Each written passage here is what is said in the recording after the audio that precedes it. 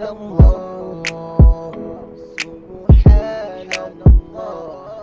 alhamdulillah, Allahu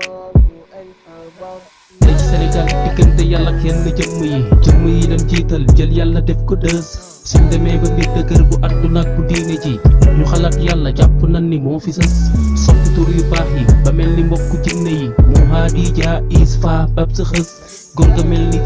jigéen ja mel ni waaji ak lu ba luñ mën di sopp jaar dégg tës sàcc trian lépp yalwaan ci diine ji xulug wenentee ci jàkka ni xew bu tas dem ba ilimaan su warul jiite bi julli ji nodd du ci jaar moom équipe am boole tapas bokk faaw ñu dund sunna boole ko jàng ji jëm ci alquran dëgëral suñu pas-pas wàññi bëggeel ak waxtu bi ñu jox lamb ji yàlla ndaw la soxla mais pas màgget bu ras yàlla jëf ju baax lay fay xolul lu sakkan li nga jëf ci dunya rek moo lay fekk sakkan sooy dox si yow na njub jiitul ca kanam bul dénk kenn sa mujj ku nekk ak kanam nit ku nekkay fajal boppam sa mbéjju kanam ci ñaari anam nga ñàkk baa nga am ndam géej gi lu yemuk dee xam takku dee xam nit di léng ak dekkam bañ ko gëm ikkam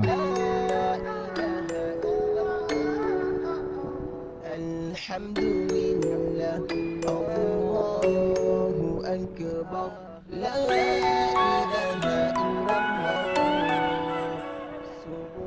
subhanallah, la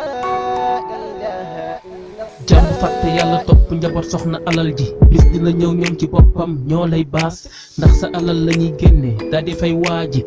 la doon sang ba ci waa ji la doon gas njaboot gee lay yanu yóbbu ci jàkka ji ku masan bàyyi añ ngir jàkka nga daal di kaas soxna si toog tey baas ankay sa jaxal ji te lu ne la daan daj ngir jot dépense tut dellu ci sa borom moo war jullit bi xoolal ci sa njaboot ku la mooy nga daal di kaas asamak yàlla mi la moom yàgg njaboot gi tuubal bu rëy ndax lu tëgg tas tey ku ne sàkk yàllaam ba di ma fàttali la tax husa iris osirisës seeni wat ak seeni ñaan ñu jëmee ko ci jëmm yi jëmm ju yëgul gisul tinul bu ko diis su mel ni yàlla jagoo solo ko jëmm yi xeet nañu yàlla foog ñu ak mbaa tus li yonen li mën ni mooy xeetu bokkaale yi takk ti rek wax ci nit dafa ni xus njiit lu wax intérêt yoonam ci diine ji fu ñu jëlee kaddu addu mbooloo lay kaas xaj diina yàlla ji ku ne bëgg a jiite ji seen yoon ci alquran seeni bagaas lañuy daas